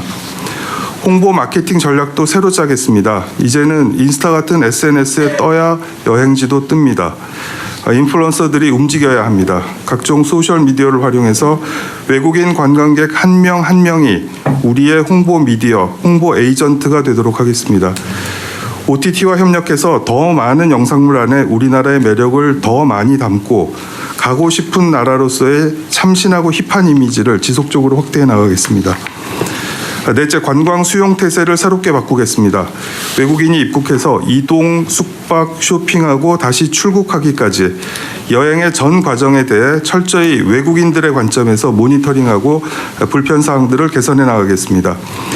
묵혀놓은 숙제들이 많습니다. KETA부터 간편결제, 인증 체계 등 여러 문제점들을 원점에서부터 다시 살피겠습니다. 마지막으로 낡은 법 제도를 현실에 맞게 그리고 미래를 준비할 수 있게 고치겠습니다. 수십 년도 더 된 관광 특구 제도를 이참에 아예 바꾸고 관광 업종에 대한 정의도 새롭게 하는 등 관련 법들을 전면 개정하겠습니다. 네, 이상 보고를 마치겠습니다. 이게 제가 정부 부처 중에 제일 다양하게 업무가 많은 데가 문체부 같아요. 네. 문화예술, 체육, 관광, 공보, 종교, 언론. 근데 국민 대변인 소통. 근데 문화예술만 해도 그 안에 또 수없이 영역이 쪼개지잖아요. 네. 지금 이거 말씀하신 거를 수행할 인력 조직이 있어요? 네. 이거 지금 말씀하신 거는 문광부가 해야 될 일이 제가 보기엔 아주 극히 일부에 불과한데. 실천할 수 있도록 만들어야죠. 아니, 그러니까 조직과 인력이 어느 정도냐 그 말이죠. 지금 문화부 충분치 않지만 직원이 몇 명이에요? 지금 3,000. 문화부가? 네. 본부 인력이 한 900명. 본부 그렇고 각지에 또 박물관부터 시작해서 직접 하고 있는 인력들이 많습니다. 산하기관들. 네네.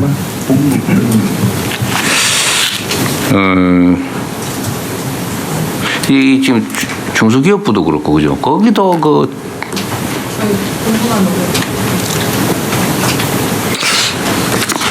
일단 이거 지금 말씀하신 거 진짜 할 만한 조직과 역량이 됩니까?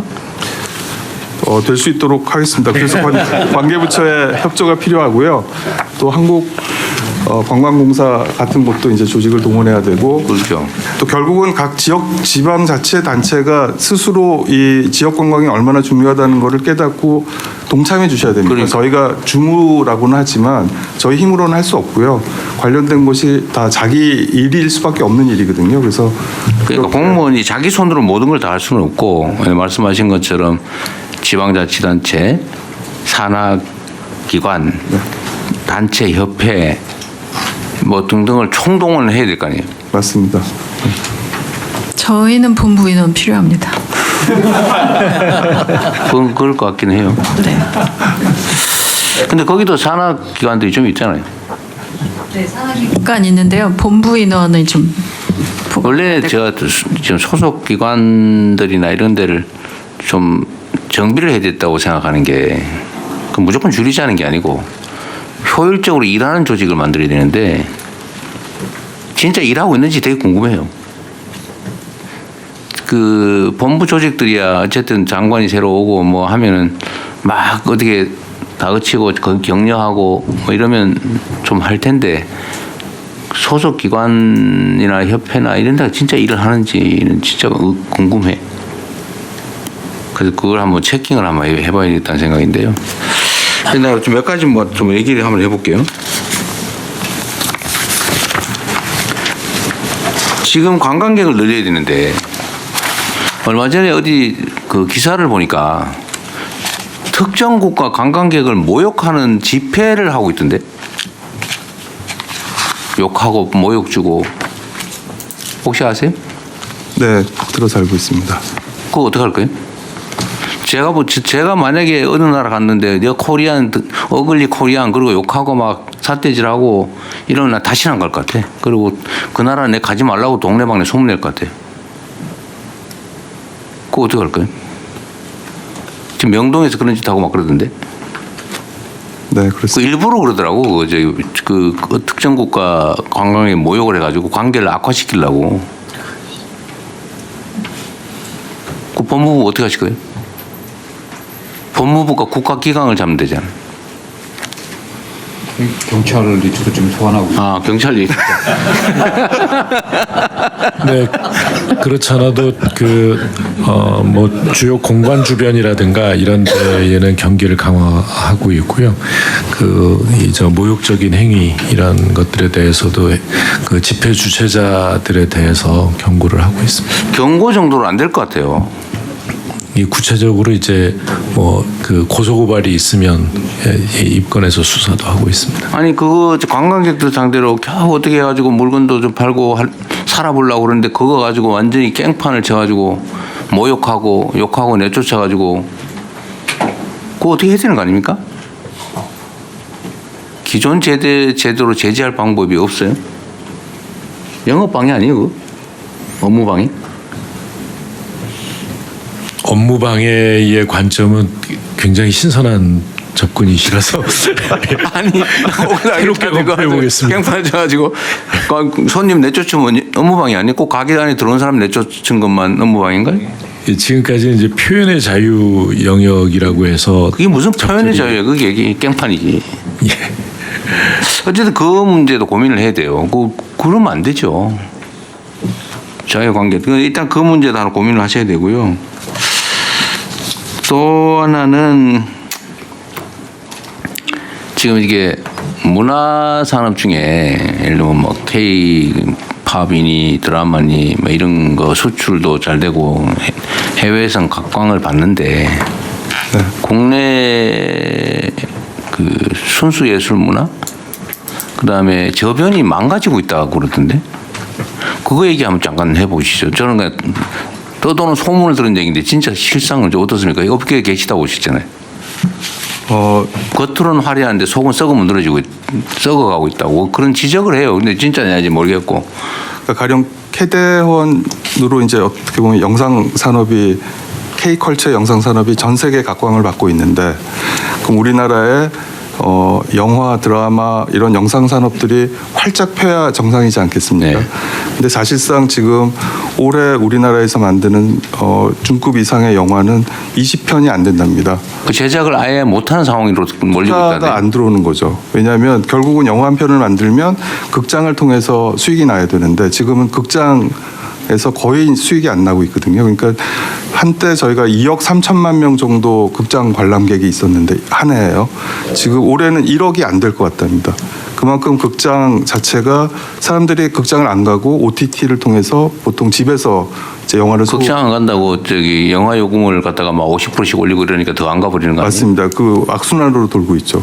그러다 보니까 돈을 벌어야 되는 영화를 만들면 극장에서 돈을 벌어야 되는데 여기서부터 일단 막히니까 결국은 투자가 안 들어오는 거고요.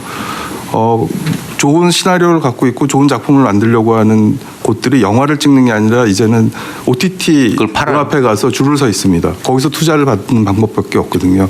근데 거기서 투자를 받으면 극장에서 수익을 내면 흥행이 되면 돈을 많이 벌 수 있는데 OTT는 그냥 납품하는 거거든요. 그냥 제작비 얼마에 일정한 마진 주고 끝입니다. 그리고 IP를 다 넘깁니다. 지금 캐대언의 IP도 소니가 다 넷플릭스에 넘겼지 않습니까? 그런 식으로 다 넘기기 때문에 사실상 네. 어쨌든 네. 그렇다는 거잖아요. 그러면 대책이 뭔데? 대책을 만들기 위해서 지금 고민들을 많이 하고 있고요. 결국은 지금 OTT는 하나의 흐름이기 때문에 OTT를 막을 수는 없는 거고요. OTT와의 계약 관계에 있어서의 조금 더 공정하고 한쪽으로 쏠리지 않는 그런 계약 구조를 만들기 위해서 좀 도와주고 힘을 모아줘야 되는 것들도 있고요. 또 이 산업 자체를 증진하기 위해서 투자금을 좀 확보해줘야 됩니다. 투자금을 확보해주기 위한 다양한 펀드라든지 이런 쪽에서의 또 노력도 해줘야 되고요. 다각적인 지금 방법들을 찾아보고 그 연구를 정말 치밀하게 해야 될 것 같아요. 이번에 문화 예산도 사실 많이 늘렸잖아요.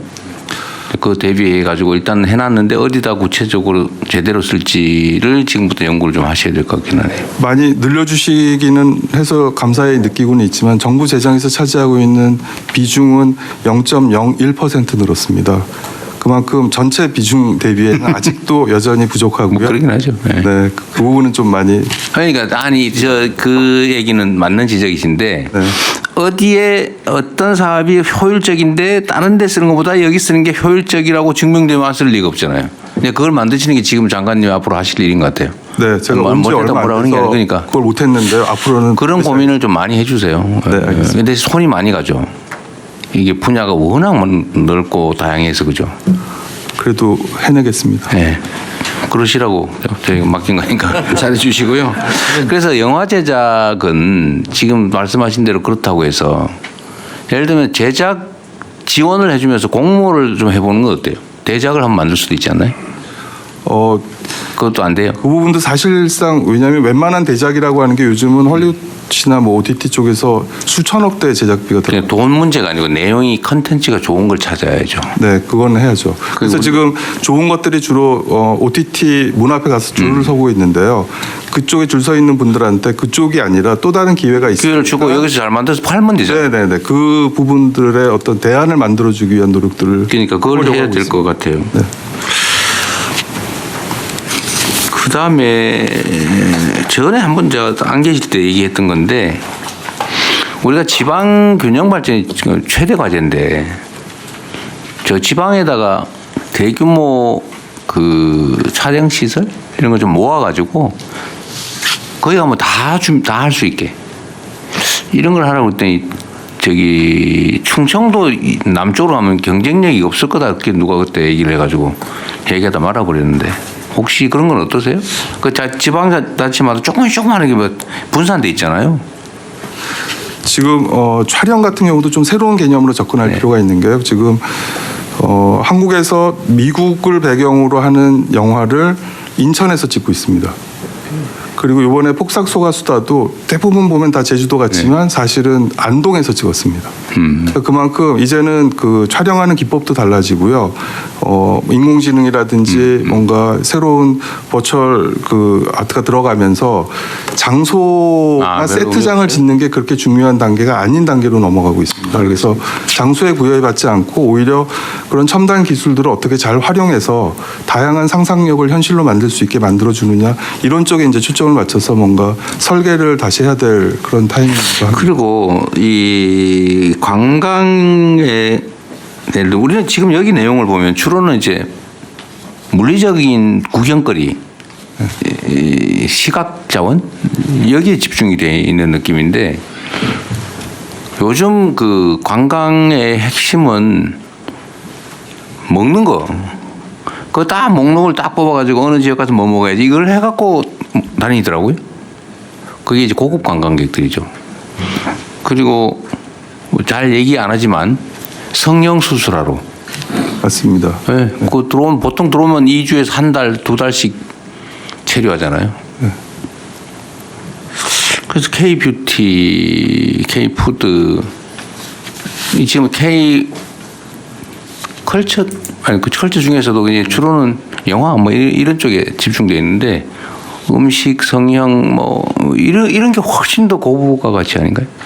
음식으로만 승부하기에는 외국인들 물론 한 부분이죠. 대상으로는 아직 서울을 벗어나기가 좀 어렵고요. 서울에 와서도 먹을 게 많기 때문에. 네. 근데 방금 아니, 지방으로 안 하더라도 하여튼 뭐 대한민국의 관광 콘텐츠를 늘리는 게 중요하니까. 그거는 정말 중요한 거죠. 지금 떡볶이나 뭐 설렁탕이나 이번에 캐대언에 나온 것들 인기 높고요. 특히 그 지금 서울 외국인들이 많이 가는 종로 쪽에 사우나 같은 데도 입장권이 엄청나게 많이 팔리고 있습니다. 네. 그러니까 그거는 일시적인 건데 하여튼 의료 관광. 의료 관광 작년에 저희가 1,600만 명이 한국에 왔는데요. 그 중에 100만 명은 의료 관광하러 왔습니다. 근데 의료 관광은 어차피 우리 매출이 엄청나게 높잖아요. 맞습니다. 그리고 체류 기간도 길고요. 한국에 와서 체류하면서 쓰는 돈의 액수가 크기 때문에 이런 부가가치가 높은 관광들은 그러니까요. 계속 활성화를 시켜야 합니다. 그것도 지금 없는 것 같아서 말하기 어려워서 그런 건가요? 아니요, 지역 관광 쪽에 초점을 맞추다 보니까. 지역 관광 얘기하다가. 네네. 그다음에 관광객들이 명백하게 관광 목적으로 들어오면 우리도 그럴 것 같은데 어디 뭐 예를 들면 하와이를 갔더니 하와이를 상징하는 뭔가 기념품이나 이런 거 그 동네 사람이 갖다 주고 이렇게 세레머니 이런 게 좀 엄청 좋을 것 같은데 큰 돈 안 들잖아요. 예를 들면. 기념품. 네, 들어오면 막 여기 지금 거 하지 마. 넌 니네 나라 돌아가라. 손가락질라 이런 거 안 하는 건 당연하고. 예를 들면 뭐 작은 선물이나 기념물이나 뭐 이런 거 세레머니를 해준다든지 이런 것도 기획해 볼 수 있잖아요. 큰 돈 안 들고. 좋은 말씀입니다. 지금 해외에 나가면 한국 사람이라는 이유만으로 같이 사진 찍자고 하는 경우도 있답니다. 요즘. 그러니까 한국까지 왔으니 더 기억에 남는 그런 인상적인 이벤트들을 많이 만들어주면 좋을 것 같습니다. 그러니까 공항의 직원들이라도 태도 따라 완전히 그 나라에 이미 첫 도달했을 때 이미지가 거기서 결판나잖아, 그죠? 그런 지원도 좀 해주면 좋지 않을까 싶은 생각이 들고. 하여튼 관광 산업은 정말로 키워야 될 부분이고 문화산업, 관광산업 우리 이 새로운 정부의 가장 인공지능과 이런 첨단 기술 산업도 중요한데 그것만큼 중요한 게 문화 관광 산업, 문화 관광 예술, 체육은 뭐 당연히 정말 완전히 새로 되어서 한다 생각하시고 좀 만들어 주세요. 네, 책임감을 느끼고 있습니다. 네. 대통령님 그 홍보 차원에서 농식품부에서 말씀드리겠습니다. 지역관광 관련해서 저희가 그 K 미식벨트라는 것들을 사업을 시작을 했습니다. 그래서 예, 유네스코에서 장류하고 김치가 그 문화유산으로 됐기 때문에요. 그 장류벨트면 순창, 담양 미식벨트로요. 그다음에 예, 김치는 광주, 그리고 전통주는 안동, 그리고 저희는 이제 치킨벨트 뭐 이런 것들도 한번 구상을 해보려고 합니다. 치킨벨트는 예, 그거는 사실 외국인들은 엄청나게 관심이 있거든요. 그러니까 한국에 와서 이런 벨트, 그러니까 제가 예전에 프랑스 갔을 때 보면 와인 루트라는 게 있습니다. 와인 포도 생산지, 그다음 와인 시음하고 와인과 어울리는 음식을 먹고 돌아오는 뭐 이런 거거든요. 그러니까 지역 관광 활성화에 있어서 먹거리는 정말 중요한 문화이기 때문에요. 그 부분을 농식품부에서 좀 그 문화부랑 협력해서 지역 관광 활성화 차원에서 해보겠습니다. 잘 만들어서 문화부로 잘 넘겨주세요. 네. 네. 네, 다음 노동부. 네, 노동부에서 청년 일자리 확대 방안 보고 드리겠습니다. 모든 청년이 행복하게 일할 수 있는 활력 있는 노동시장 비전입니다. 먼저 청년 고용 상황입니다. 7월 청년 고용률은 15개월 연속 하락하고 있고 시업 쓴 청년이 40만 명대 유지하고 있습니다. 고용률이 45.8%인데요. OECD 평균 55.1%에 10% 정도 못 미치고 있습니다. 경력이 없어 취업을 못하고 또 취업을 못해 경력이 없는 악순환이 계속되고 있습니다. 상반기 채용 공고 중 경력 채용 비용이 82%입니다. 단군 이래 최대 스펙을 자랑한다고 하는 청년들이지만 기업의 요구 조건이 나날이 높아지고 있고 이 속에서 스스로 좀 좌절하고 있는 청년들이 있습니다. 또 하나는 청년의 상식에 못 미치는 근로 여건에 대해 실망해서 이직과 심을 반복하고 있습니다. 시었음 청년의 70%가 직장 경험이 있다는 것은 많은 것을 이야기해 주고 있습니다. 따라서 청년이 경력과 역량을 쌓을 기회를 주고 일할 만한 일자리 만들기가 근본 해법으로 판단됩니다. 추진 과정입니다. 첫 번째, 시었음 구직 청년이 경력, 역량을 쌓을 기회를 국가가 충분히 보장하겠습니다. 시었음 청년에서 제일 중요한 건 발굴입니다. 이 시었음 청년이 어디에 계시는지 저희들이 찾아가서 다가가고 또 회복하고 하는 일자리 첫걸음 보장제를 추진하겠습니다. 발굴함에 있어서 범정부 시스템을 구축하겠습니다. 예컨대 국방부라든지 교육부라든지 여기서 정보를 우리가 같이 공유를 해가지고 시었음 청년을 발굴하도록 하겠습니다. 다가가서 시었음 청년에도 여러 가지 저희들이 분석할 때 고립 은둔이라든지 경로 단절이라든지 가구 자체가 위기인 이런 것들을 분류해서 관계부처와 협업하겠습니다. 두 번째로 적극적으로 구직에 나서는 청년들에 대해서는 현장에서 일하면서 배우고 경력을 쌓을 수 있는 기회를 지원하겠습니다. 역량 향상을 위해서 대중견기업의 일 경험을 확대하고 이 법제화도 검토하겠습니다. 법제화 관련해서는 기업의 지원 근거를 마련하고 예를 들어서 이런 경험을 쌓는 노동자들에게 이게 노동자냐 교육생이냐 이런 문제가 있는데 이런 분쟁 예방을 할 수 있는 규정도 만들도록 하겠습니다. 생활 지원도 하겠습니다. 구직 촉진 수당 한국형 실업 부조입니다. 50만 원에서 60만 원으로 10만 원 상향하고 28년도에는 70만 원까지 상향하겠습니다. 그리고 아까 말했듯이 시었음 청년 중 70%가 직장 유경험자이라고 볼 때 자발적 이직이라 하지만 내용적으로 들어가 보면 직장 내 괴롭힘이라든지 청년 스스로 못 견뎠던 점들이 있기 때문에 한 번에 한해서는 자발적 이직 한 번에 한해서는 구직급여를 지원하겠습니다. 두 번째로 청년과 함께 성장하기 좋은 기업을 만들겠습니다. 아까 보고드린 바와 같이 청년의 시각에서 시작을 방해하는 3대 기초 노동질서 즉 임금체불 없고 산재 없고 직장 내 괴롭힘 없는 그런 직장 만들겠습니다. 일각에서는 저보고 노동만 있고 고용을 모르는 장관이다 이런 비판도 있는 걸로 알고 있습니다. 하지만 이러한 기초 노동 질서를 잘 세우는 것이 고용과 직결된다는 것을 실현하겠습니다.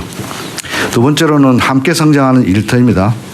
청년들 입장에서는 개인의 성장을 중요시합니다. 따라서 직장에서 역량도 향상시키고 자산도 형성할 수 있고 또 워라밸 보장되는 일자리를 조성하겠습니다.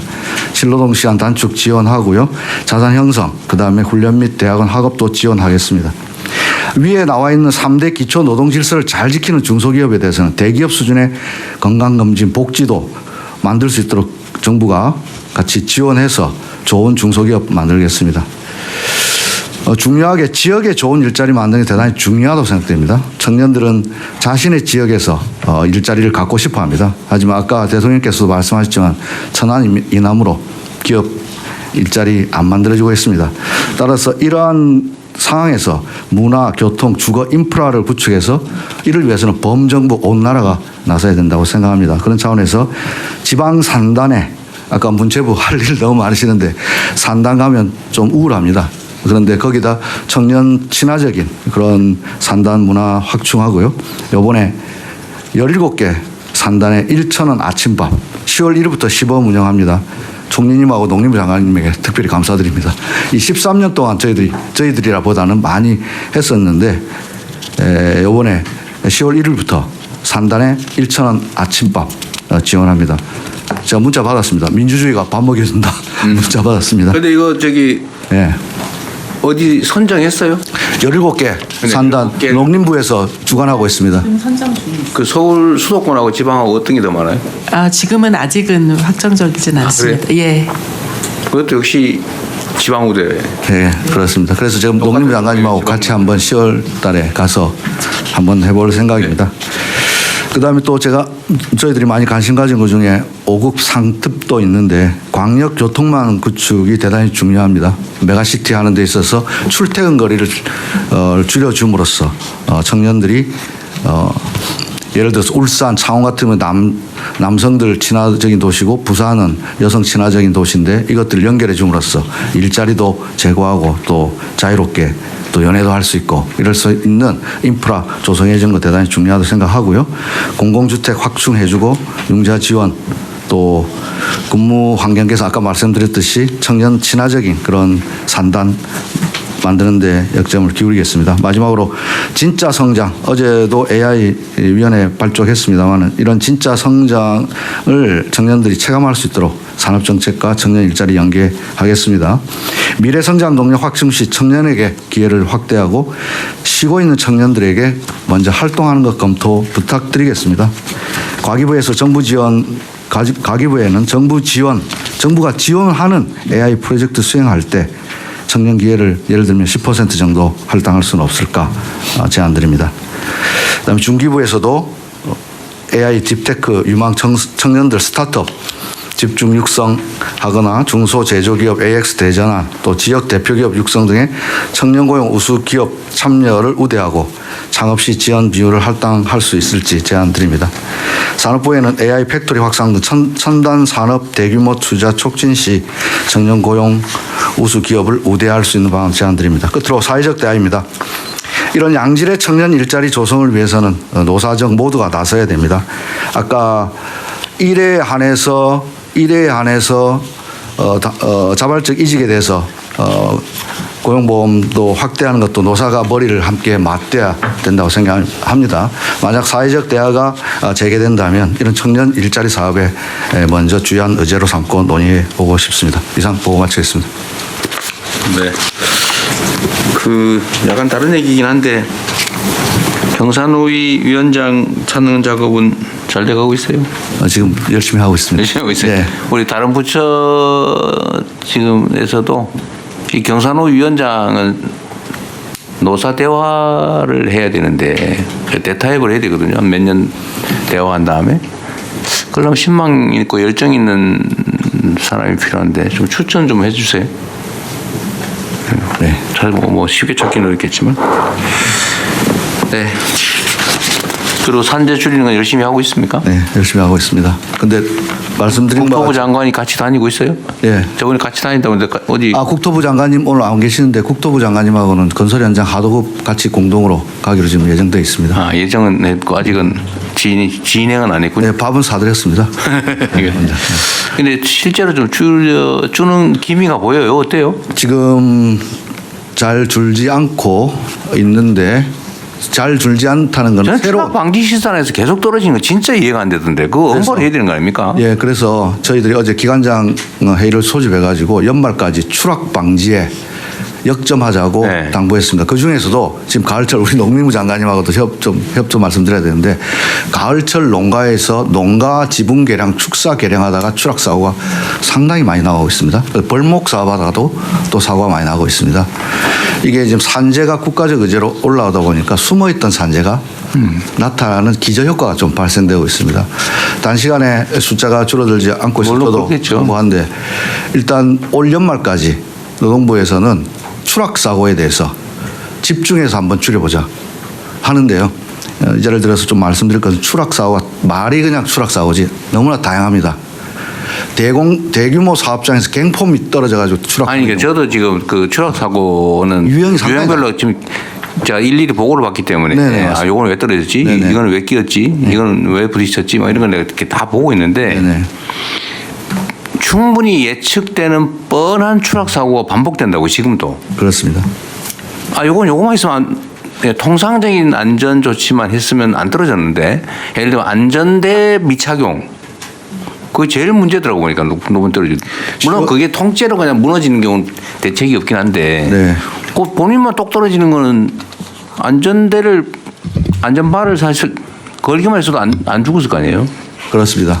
그래서 근데 그런 사고가 있다고 계속 지금도. 10월 1일부터는 사고가 안 나더라도 예방 조치를 안 한 것만으로도 바로 의규 처리. 그 법무부 장관도 이렇게 정말 이건 미필적 고의의 살인에 가깝잖아요.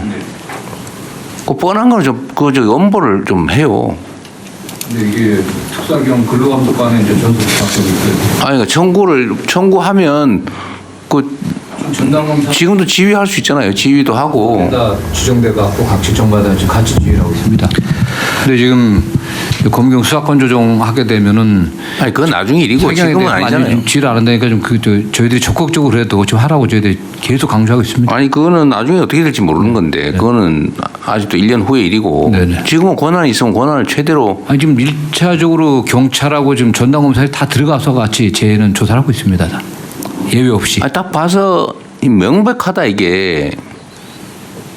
정말 조금만 조심했으면 안 죽을 사건인데 벌어지는 게 지금도 계속 되잖아요. 네, 연말까지. 그 말이 안 되지 않냐 이 말이 내 말은. 예. 명색이 지금 무슨 경제 10대 강국이라는 둥 무슨 문화 강국 그런 소리 하면서 어떻게 그 아주 사소한 안전조치 안에서 사람이 떨어져 죽는 게 반복되냐 말이에요. 그것도. 그거 하루 이틀도 아니고 툭 하면 떨어져 네. 죽고. 연말까지 최선을 다해서 추락사고 줄이도록 하겠습니다. 그건 진짜 기본 마인드에 관한 거예요. 그거 하면 회사 망한다 이렇게 생각해야죠.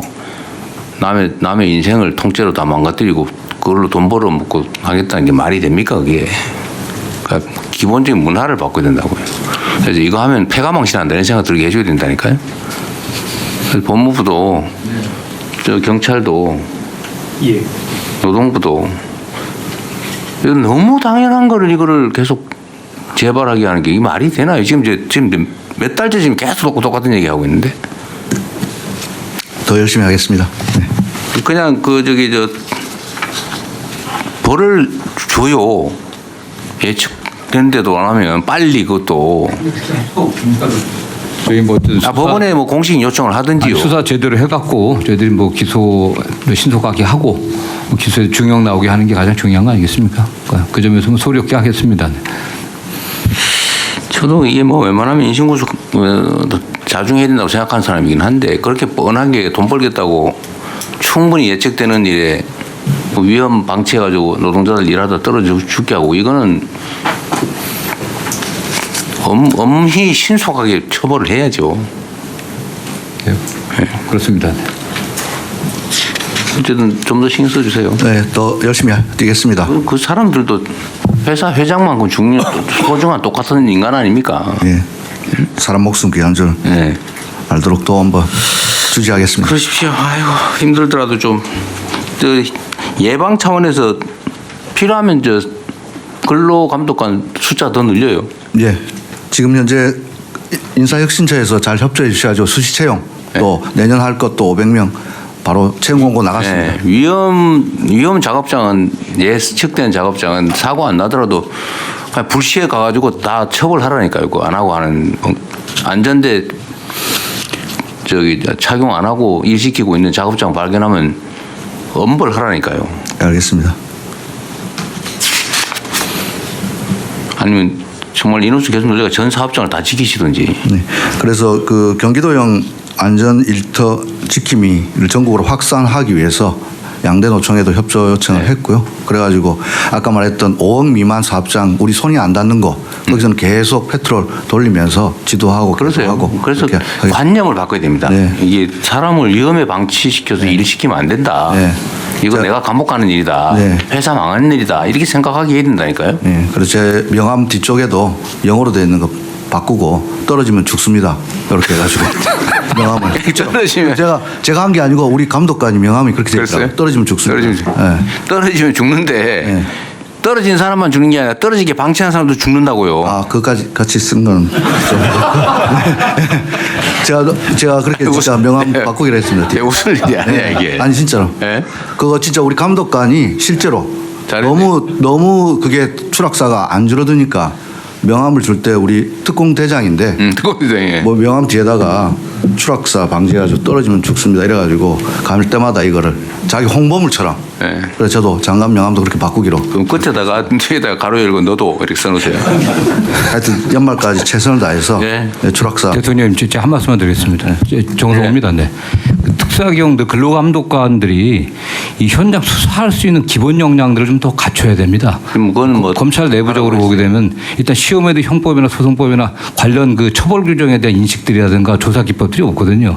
그게 지금 안 되고 일반 뭐 임금 돌아가면서 하기 때문에 그거는 팀을 아예 만들어 전담 조직하라고 그랬잖아요. 공부도 하고. 네. 그래가지고 하고 있어요. 네. 네, 경찰에서도 팀 만들었고. 지금 팀을 다 만들었고요. 그리고 이제 이 그 과학 수사 팀까지 한 팀을 더 추가했습니다. 전공을 해서 저 법무부 장관님 지적 다시는 안 나오게. 예. 실력 부족이다 그 말이잖아요. 그리고 특사경에 대해서는 그 검사가 수사지휘권을 지금도 가지고 있지 않습니까? 지휘해야죠. 예. 그래서 산업안전 관련된 게 하루아침에 이렇게 되는 건 아니고 규정도 많고 막 이래가지고 전담팀이 반드시 필요합니다. 네. 또 저기 산업체에도 전담팀 전문수사팀 만들어 놨겠죠. 네. 그래서 네. 자, 어쨌든 다시 한번 또 경각심을 가지고 대비해 봅시다.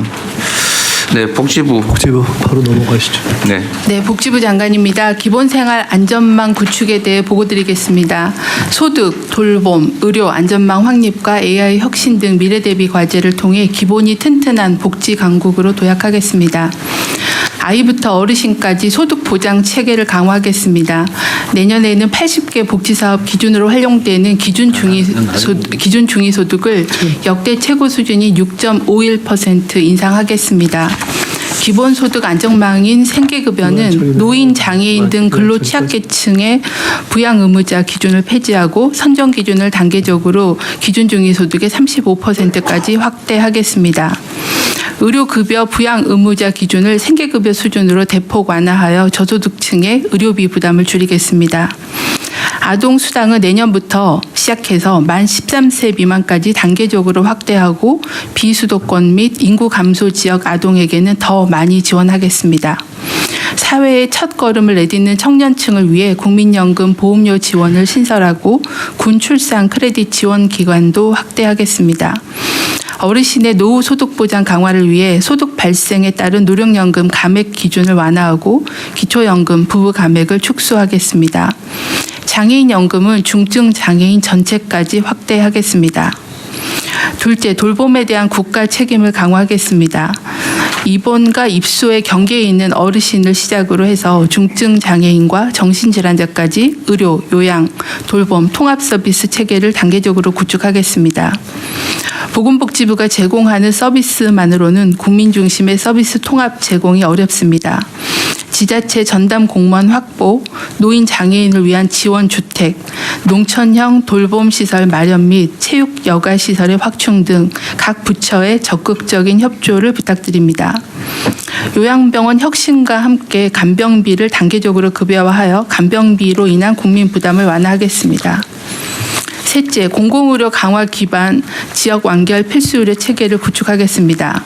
시도의 지역의료 권한과 책임을 강화하고 국립대 병원을 복지부로 이관하여 지역 거점 병원으로 육성하겠습니다. 지역의사제, 공공의료 사관학교를 도입하여 안정적인 지역 필수 의료 인력 공급 기반을 마련하겠습니다. 충분히 보장되지 못했던 필수 의료 수가를 인상하고 별도의 재원 체계를 신설하여 지역 필수 의료에 대한 국가 투자를 강화하겠습니다. 넷째, AI 혁신을 통해 신청주의 한계를 극복하고 초고령 사회 돌봄 및 의료 수요 증가에 대비하겠습니다.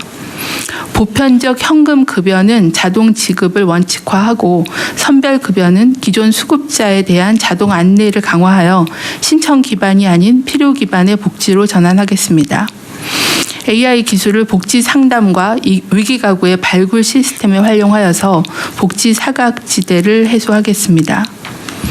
일손이 많이 필요한 재가 시설 돌봄의 AI 전환을 추진하여 미래에 급증할 돌봄 수요를 사전에 대비하겠습니다. 보건의료 데이터의 안전한 활용을 지원하면서도 우리나라 의료 환경에 적합한 의료 AI 기술을 적극 개발하여 미래 성장 동력을 확보하겠습니다. 다 했어요? 네, 이상입니다. 네. 아까 부부연금, 기초연금 감액, 요거는 이제 현재 얼마씩이죠? 현재는 기초연금 금액이 누구 아는 사람 얼마예요 정확하게? 27만 원?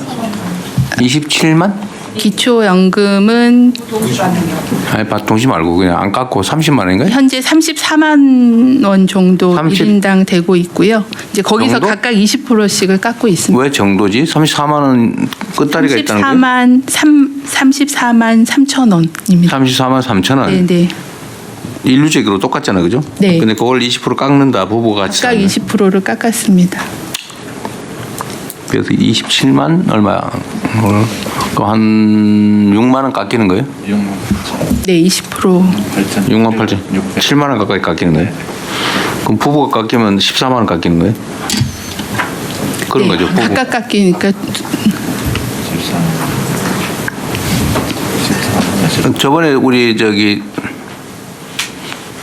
장관님 그때 한 계산해봤죠. 이거 다 그냥 주면 얼마 되나? 4조 원 더 줘야 된다 그랬던가요? 더 많이 들어요. 부부 감액 문제도 있고 30%. 아니 그거 말고 부부 감액만. 4조 아니었나? 이거를 근데 요거를 이제 저소득층만 단계적으로 감액을 줄여 나가겠다.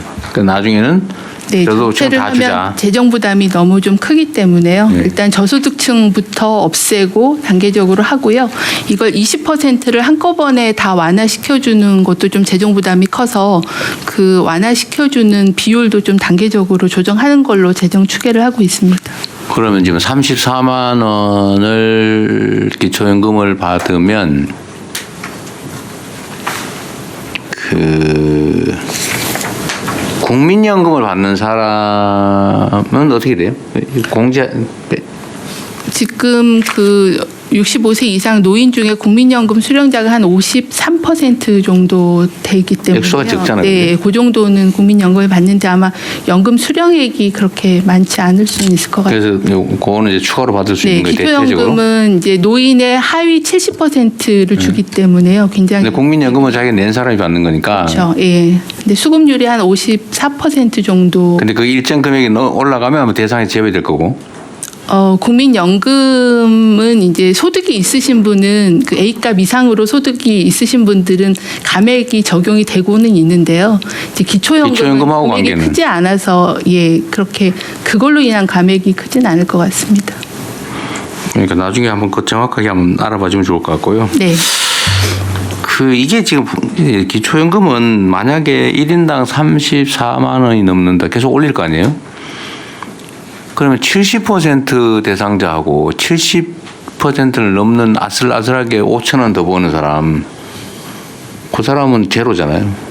네, 항상 그 경계선에 이 단차가 낮으면 별로 그건 뭐 어쩔 수 없는데 네. 너무 크지 않나요? 근데 이제 어쨌든 저희가 이제 기준점을 정하기 때문에 기준점에서 약간 넘어서서 그러니까 그걸 왜 주고 안 주고 네. 올로와 나싱으로 하냐? 중간쯤을 설정하면 안 되나 그 말이죠, 내 말은. 그래야 이 단차가 줄어들잖아요. 좀 덜 억울할 거 아닌가요? 그러니까 완전히 받느냐 못 받느냐지만 그걸 좀 그레이드를 주면 그런 걸 좀 줄일 수는 있지만 어쨌든 그 70%까지는 34만 원을 주고 70.01에 해당이 되면 0원인데 80%까지는 예를 들면 그거에 뭐 절반이라도 주면 계단이 하나 더 생기는 거잖아요. 그럼 좀 덜 계단에 억울하지 않아요? 걸리신 분들은 항상 문제 제기를 하실 수 있을 것 같아요. 엄청 억울할 것 폭이 같은데. 좀 줄어들으면 좀 불만이 좀 줄 수는 있을 것 같습니다. 대통령 그게 기초연금이 현재 늘어나는 정도로 보면 재정이 감당할 수 없는 정도로 빠른 속도로 늘어나고 있어서요. 지금 연금 구조 개혁을 할 때 기초연금이 늘어나는 총액 지원 금액하고 이 구조 개혁을 할 때 전체 설계를 한번 전체적으로 다시 들여다 보셔야 될 겁니다. 그러겠네요. 더 이상 얘기하면 더 깊이 빠질 것 같네. 네, 저희가 이제 시간이 지날수록 노령 인구가 굉장히 많이 늘어나기 때문에 재정 축계가 크고요. 그 대신 국민연금 수령 비율이 점점 늘어날 거기 때문에 국민연금과 기초연금을 연계해서 그러니까 저는 그런 생각이 들더라는 거예요. 이게 이제 지금 제가 알기로는 이 70% 대상자에 대한 기초연금액을 늘려가고 있잖아요. 네. 늘려가고 있잖아요, 계속. 70%에 대해서만. 그 늘려가는데 그게 타당하냐? 계속 이 차이를 키우는 게.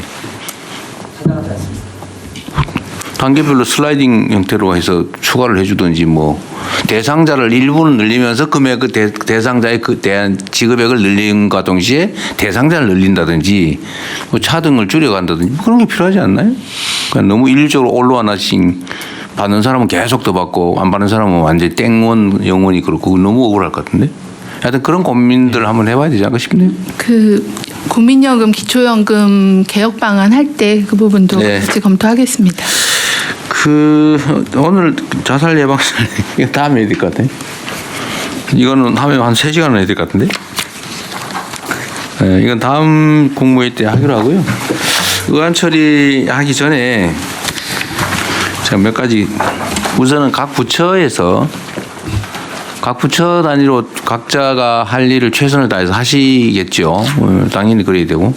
근데 다른 부처의 협조가 필요하거나 아니면 양해가 필요하거나 하여튼 다른 부처하고 약간 경계 지점에서 뭐 조정해야 될 게 있으면 그 기본적으로 총리께서 하시죠. 예. 국무조정실 통해서. 관계장관 회의를 계속 하기 때문에요. 저희는 현안 같이 합니다. 그래서 여기서 말이 없는 거군요. 저희는 더 자주 회의를 할 수 있습니다. 그럼 그렇게 하시고 혹시 거기서 못하거나 아니면 뭐 이 전체 국무회의에서 하는 게 적절하다고 생각되면 아무 때나 하세요. 아무 때나 얘기하시고요. 미리 준비해서 안건을 만들어주면 더 좋겠고 여기 국무회의의 안건 준비는 누가 하죠? 국조실하고 정책실 합니다. 그래요? 예. 그럼 어쨌든 각 부처에서 국조실이든 뭐 정책실이든 주세요. 미리. 그럼 자세히 안 써도 되고 그냥 의견들을 모으는 자리니까 편하게 내주시고요. 그다음에 아까 관광하고 관련돼서 제가 잠깐 얘기하려다 못한 건데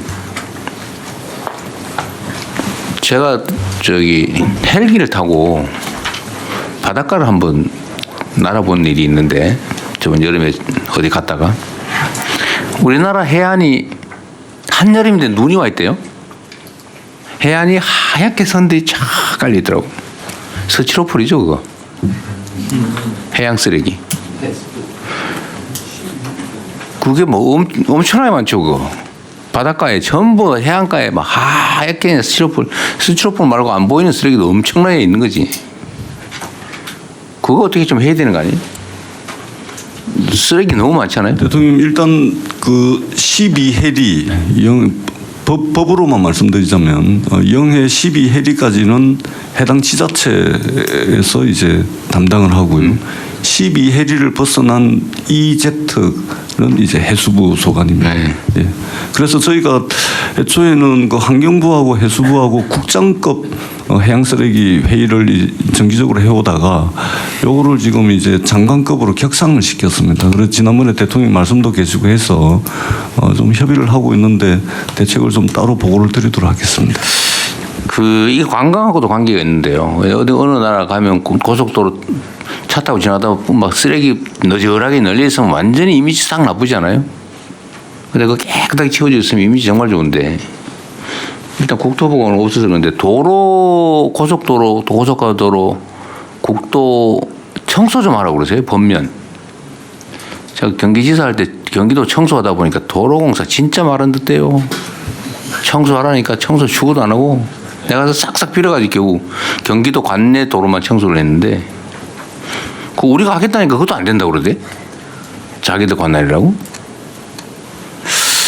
그래서 전국 단위로 좀 청소 좀 하면 좋겠어요. 그리고 필요하면 예산해서 일자리 사업이잖아요, 이거. 뭐 먹고 살기도 어려운데.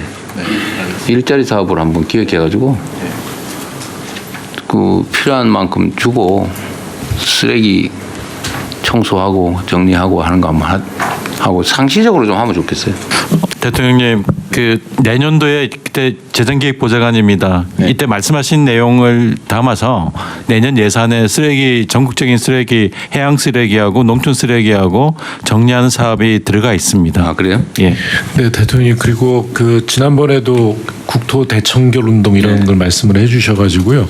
특히 이 경주 에이펙 정상회담을 회의를 앞두고 9월 달에 추석 전에 한 차례 이 대청결 주간, 그다음에 10월 그 에이펙 전에 한 번 더 그 청결 주간을 만들어서 전체 지자체와 또 그리고 이 자원봉사